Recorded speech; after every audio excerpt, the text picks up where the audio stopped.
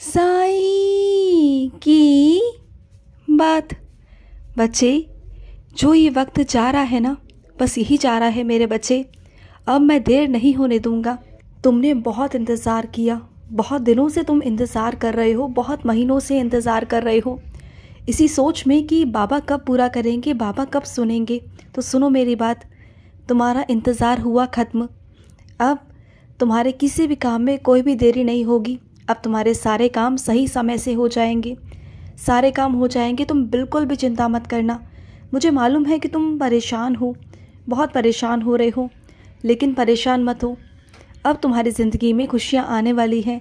अब तुम्हारी ज़िंदगी में शांति भी आने वाली है, सुकून आएगा, तुम देखना। और सुनो, तुम जिस नई दिशा की तरफ कदम बढ़ाना चाहते हो ना, तो उस तरफ कदम बढ़ा लो मेरे बच्चे, बढ़ा लो। ज़्यादा सोचो मत, बढ़ा लो, क्योंकि तुमने बहुत मेहनत की है और तुम मेहनत करते भी हो और आगे भी करोगे, मुझे मालूम है।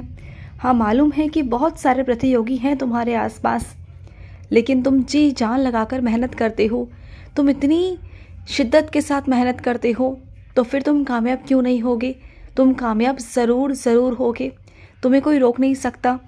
चाहे मैदान के अंदर 10 खिलाड़ी ही क्यों ना हो, लेकिन जो मेहनत करेगा वही तो आगे जाएगा ना। और तुम उसमें से एक हो, तुम मेहनती हो, तुम मेहनत करते हो, और मेहनत करने वाले को कभी कोई नहीं हरा सकता। तुम मेहनत करते हो मेरे बच्चे। और सुनो, तुम अपनी कोई चीज़ देकर ना किसी को भूल गए हो। याद करो, तुम्हारी कोई चीज़ किसी और के पास में पड़ी हुई है, रखी हुई है। याद करो और वो वापस मांग लो, क्योंकि वो तुम्हें वापस नहीं दे रहा है जानबूझकर, लेकिन वो तुम्हारी चीज़ है, तुम्हें वापस मांग लेनी चाहिए। तुम भूल गए हो। याद करो कौन सी चीज़ है मेरे बच्चे, और उसे वापस लेकर आओ। तुम्हारी चीज़ है, तुम उसे वापस क्यों नहीं लेकर आते हो? लेकर आओ उसे। और सुनो, तुम्हें क्या लगता है कि जो तुम्हारे साथ हुआ वो मैंने तुम्हें चोट दी है, मैंने तुम्हें सज़ा दी है? नहीं, ऐसा बिल्कुल भी नहीं है। ये सोच तुम्हारी है मेरे बच्चे। तुम मुझ पर दोषारोपण कर रहे हो कि तुम्हारे बाबा ने तुम्हें दंड दिया, मैंने तुम्हें सज़ा दी। नहीं मेरे बच्चे, मैं कभी भी अपने बच्चे को सज़ा नहीं देता, कभी दंड नहीं देता। हाँ, सबक सिखाता हूँ, बताता हूँ, समझाता हूँ, लेकिन मैं कभी दंड नहीं देता, कभी सज़ा नहीं देता। और जो कुछ तुम्हारे साथ हुआ है ना, तुम ये भूल गए कि तुम्हारे साथ कुछ बहुत बड़ा हो सकता था, बहुत बड़ा, जिसे मैंने टाला है मेरे बच्चे। तुमने इस ओर कभी ध्यान नहीं दिया, तुमने बस ये ध्यान दिया कि तुम्हारे बाबा ने तुम्हें चोट पहुंचाई। तुमने हमेशा नकारात्मक ही सोचा। क्या तुमने दूसरी ओर देखकर सकारात्मक देखने की कोशिश की कि अगर तुम गिरते तो और भी कुछ ज़्यादा हो सकता था? बस कम में मैंने तुम्हारा ख़त्म कर दिया। जो आज एक हफ्ते तुम आराम पर हो ना, वो तुम महीनों सालों हो सकते थे। तुमने क्या इस बात पर गौर किया? नहीं किया तो किया करो ना मेरे बच्चे। तुम और मैं, हम एक दूसरे के बारे में अच्छे से जानते हैं, तीसरा इंसान नहीं जानता ना। और तीसरा इंसान अगर आकर मेरे बारे में तुमसे कुछ उल्टा सीधा कह रहा है, तुम्हारे इष्ट के बारे में, तुम्हारे बाबा के बारे में कुछ कह रहा है, तुम विश्वास कर रहे हो। वो क्या जाने कि तुम्हारा और मेरा रिश्ता क्या है। क्या मैं तुम्हें कभी दुख पहुंचा सकता हूँ? पूछो अपने आप से, क्या मैं तुम्हें कभी दंड दे सकता हूँ? क्या मैं तुम्हें इस हद तक पहुंचा सकता हूँ कि तुम बिस्तर पर पड़ जाओ? तुम्हें इस तरीके का दंड दे सकता हूँ क्या मैं? नहीं ना। पूछो अपने आप से, पूछो अपने दिल से। ऐसा तुम्हारा बाबा कभी नहीं कर सकता, कभी नहीं, यानी कि कभी नहीं। तो समझो मेरी बात को। हाँ, जो कुछ हुआ, बल्कि मैंने तुम्हें बचाया है, इससे भी ज़्यादा होने वाला था, तुम्हें बचाया है मैंने वहाँ से। बात को समझो। और सुनो, जो मेरा बच्चा मेरी भक्ति करता है ना, जो बच्चा मेरी आराधना करता है, जिसके घर में रोज़ साईं चरित्र का अध्ययन होता है ना, उसके घर में कभी अन्न की, कभी वस्त्र की, कभी कोई कमी नहीं आती, कभी भी नहीं आती। और तुम ना नियम से साईं चरित्र का अध्ययन किया करो। साईं चरित्र महज एक पुस्तक नहीं मेरे बच्चे। अगर तुम पढ़ोगे ना, तो तुम्हें इसकी लीला भी दिखाई देगी तुम्हारे ज़िंदगी में। और जिन बच्चों ने साईं चरित्र रोज़ पढ़ी है, रोज़ अध्ययन किया है ना, उनके जीवन में परिवर्तन भी हुआ है।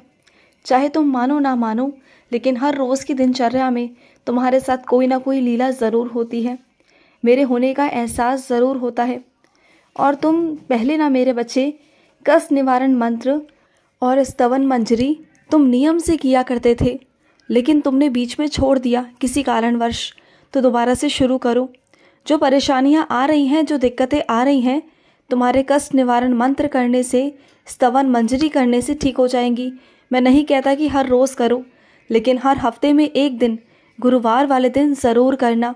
और हो सके ना तो तुम मेरे मंदिर आके किया करो, क्योंकि घर करते हो ना, तुम्हारा मन एक चित नहीं हो पाता, कभी इधर भटकता है, कभी उधर भटकता है।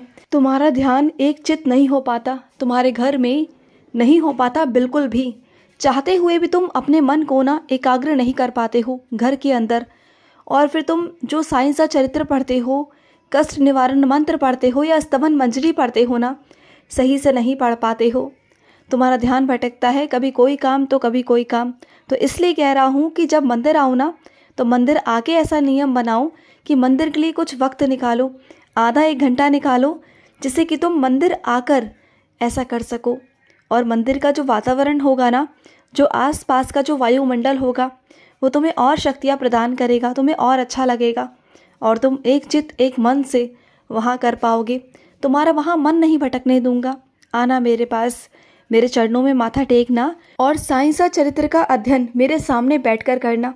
फिर देखता हूँ मैं कि तुम्हारा मन कैसे भटकेगा। तुम्हारा मन भटकने नहीं दूंगा मैं, बिल्कुल नहीं दूंगा। तुम आना मेरे सामने, बैठना मेरे सामने, मेरे चरण स्पर्श कर कर करना। फिर देखना, तुम्हें ढेर सारा आशीर्वाद दूंगा मैं, बहुत सारा आशीर्वाद दूंगा। और सुनो, नौकरी की तलाश में हो, परेशान हो, नौकरी नहीं मिल रही ना तुम्हें, चिंता मत करो, नौकरी जल्द से जल्द तुम्हें मिल जाएगी। तुम बिल्कुल परेशान मत हो।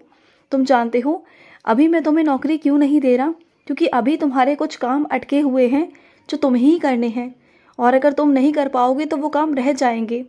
इसलिए मेरे बच्चे, वो थोड़े से काम हो जाए मेरे बच्चे, जो जिम्मेदारियां हैं, जो बहुत ज़रूरी काम हैं, वो पहले हो जाएं, उसके बाद मैं तुम्हें नौकरी भी दिलवा दूंगा। तुम चिंता बिल्कुल भी मत करो। और सुनो, तुम्हारे पाँव में जो चोट आई है ना मेरे बच्चे, उसके लिए थोड़ा सा तुम आराम करो।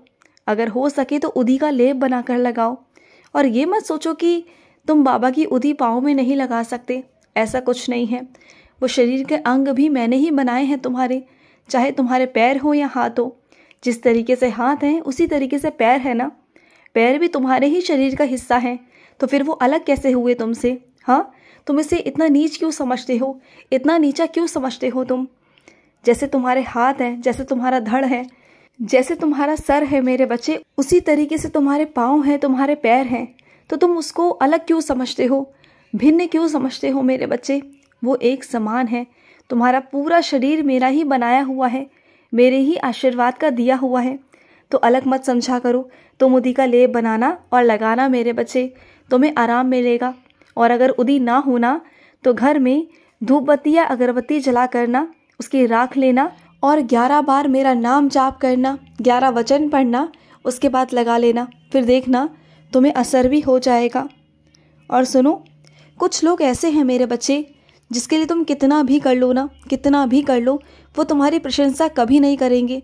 तो बस कर दो उनके लिए करना, बस कर दो, बस कर दो उनके लिए सोचना, क्योंकि तुमने बहुत सोच लिया। तुम जिस हद तक सोच सकते थे उससे भी कहीं ज़्यादा तुमने सोचा, तुमने बहुत किया, लेकिन वो नहीं समझ पाए, वो तुम्हें नहीं समझ पाए और ना ही समझ पाएंगे।